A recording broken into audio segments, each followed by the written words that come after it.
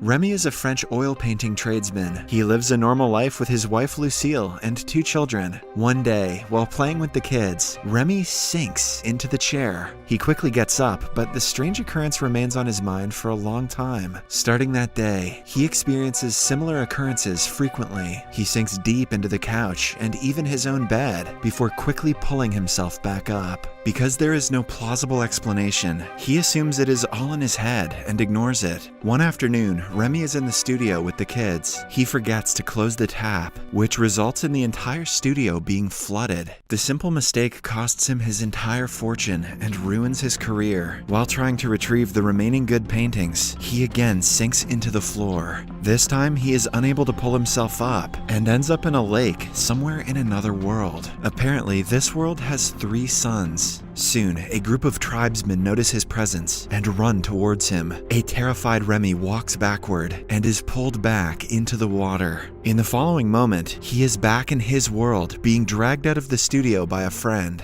Remy knows that what he saw wasn't just a dream. Later, at home, he tells Lucille about his experience, but she dismisses it in an instant. Instead, she has another thought occupying her head. Lucille has fallen in love with her boss, Dr. Geller, and wants to move in with him. She feels sorry for Remy, but has chosen her happiness over their marriage. Losing his wife right after losing his career is the worst thing that could have happened to Remy. Still, he tries to be understanding and talks to her about their relationship. To his surprise, Lucille has even brought Dr. Geller to meet him. "Honey, this is the man who's cucking you." Remy simply allows them to do whatever they please and promises to move out in a few days. Following that, he goes to his family looking for reassurance. They listen to him but change their attention towards his cousins soon after. A defeated Remy goes to the kitchen to spend some time alone. When he faces another series of strange occurrences, the family cat freezes midair in a jump. Remy holds it and spins it around, but the cat seems to have turned into a stuffed toy. He even calls his family to the kitchen before realizing that the world around him has stopped. The floor becomes loose, sinking Remy in once again. He screams for help, but before it arrives, he is pulled into the alternate world. When he opens his eyes again, he is in the middle of a forest with the coffee mug still in his hands. He walks down a path and sees a group of tribesmen slaughtering an animal. As he tries asking them for help, he realizes that they plan to feed him to their leader. Remy makes a run for it while being followed by the tribe. In some time, he enters a civilization and hides inside a cave. All of a sudden, he is pulled back into his family house, and the force makes the kitchen a mess. His family hears the noise and finds the entire kitchen in shambles. When they come up to check, Remy tries explaining what happened, but they do not believe him for obvious reasons. The shock of everything makes Remy fall unconscious, and he opens his eyes again at the doctors. The visit is not very fruitful because even the doctor doesn't believe him.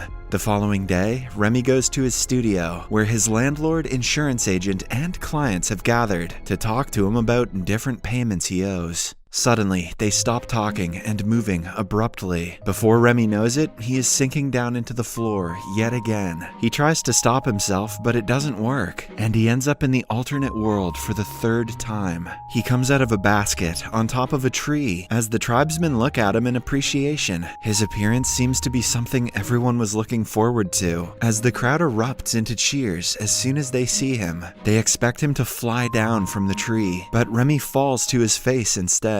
The language barrier between him and the people causes confusion at first, but then he is forcefully made to eat a green berry, which magically makes them understand each other. The leader of the tribe finally reveals the secret behind Remy's appearance to their world. It turns out that they have been troubled by a flesh-eating giant named Zotan for a long time. He kills and eats anyone he pleases, making the people live in fear every day. The mages of the tribe found a solution written in ancient books that said only a man from another world can save them from the giant beast. Hence, for the past week, they have been performing rituals to invite the said hero to their world. The reason the strange things were happening to Remy is because he is the savior of the tribe. A shocked Remy claims to be nothing of such sort and refuses to help them, but they hold him upside down from the edge of a tower to change his mind. He is then taken to an isolated room where he is supposed to think of a plan to kill the beast. Hungry after an eventful day, Remy holds a watermelon and is suddenly teleported back to to his world. This time, he doesn't bother telling people about his experience, knowing that no one will believe him.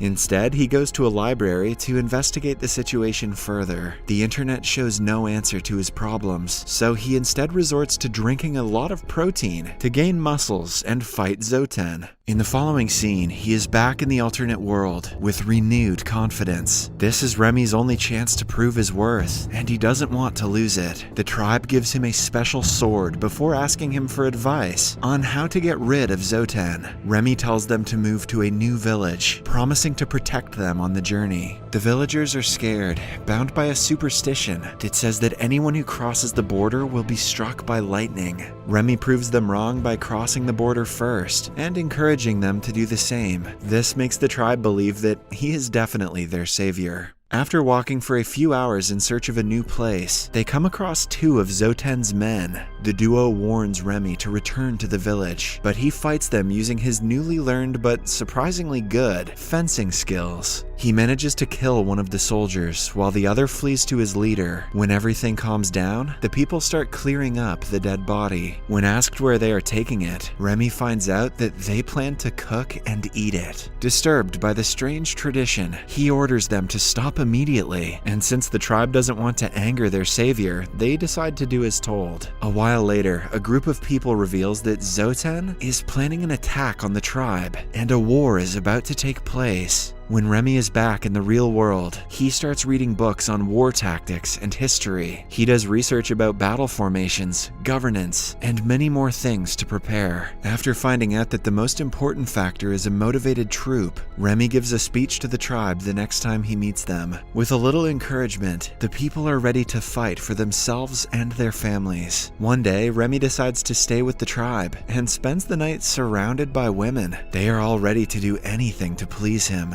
But Remy remembers being cocked and cannot get aroused. Their advances make him realize that he is still deeply in love with Lucille and wouldn't want to be with anyone else. Sometime later, Remy returns to his home in the original world. After tending to his son, he returns to the tribe, only to find himself in the middle of a battlefield. The tribesmen are losing miserably, so he asks them to retreat to higher ground. They do as told, preventing any more loss of lives. Then, Remy decides to put his strategy into action and goes to a sleeping rival troop. He starts insulting and slapping them at random, urging them to chase him. Things work out exactly as he had imagined, and the rival troop is exposed on an empty battlefield. This is when Remy motions his army to attack and hides inside a tree trunk himself. All those history books taught him the greatest survival lesson of all, being a coward. 1/3 of the enemies are killed with arrows, and the rest are weakened because of the surprise attack. In a few minutes, they retreat in fear, giving the tribe a taste of victory. They bow down to Remy, who is now their absolute hero. Following the war, the tribe is led to a new fertile land, which they declare as their new home.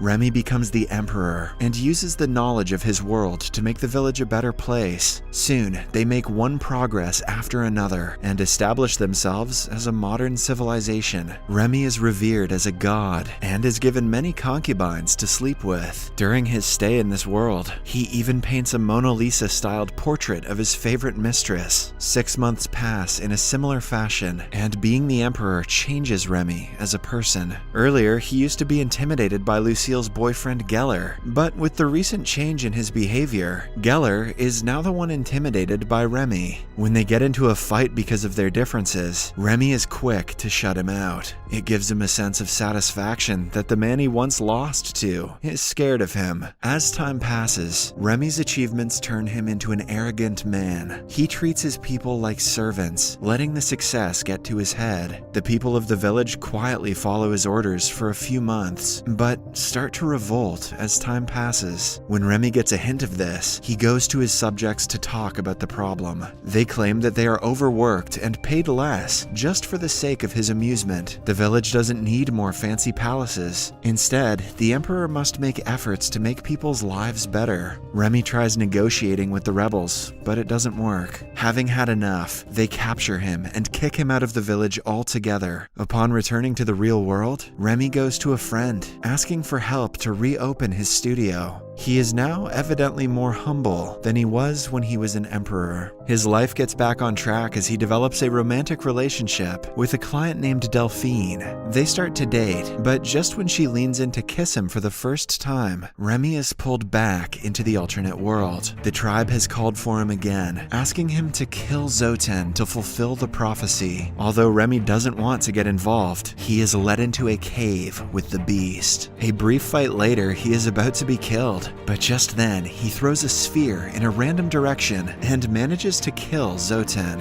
When the tribe sees the creature dying, it erupts into cheers, getting ready for the final part of the ritual. It turns out that they have to kill and eat Remy in order for the prophecy to be fulfilled. He runs into the woods to save his life, but an old mage destroys an artifact behind him. Without the structure, Remy won't be able to return to his world. He is soon found and is about to be killed when suddenly his concubine retrieves the burning artifact and throws it into the river. As a result, he is teleported back to his family at a hospital. Lucille and Delphine meet each other. Upon finding out that their divorce hasn't been finalized yet, Delphine decides to stay away from Remy. In the following scene, Lucille realizes that she is still in love with Remy, and Geller was a huge mistake. She tells him that she has kicked the guy out of her house and is willing to give their relationship a second chance. In response, Remy asks her to always be happy and walks away on her ass. Hell yeah, Remy. Back in another world, the people build Remy's statue to honor him as their savior. A few months later, Lucille and Remy are on a beach with their children.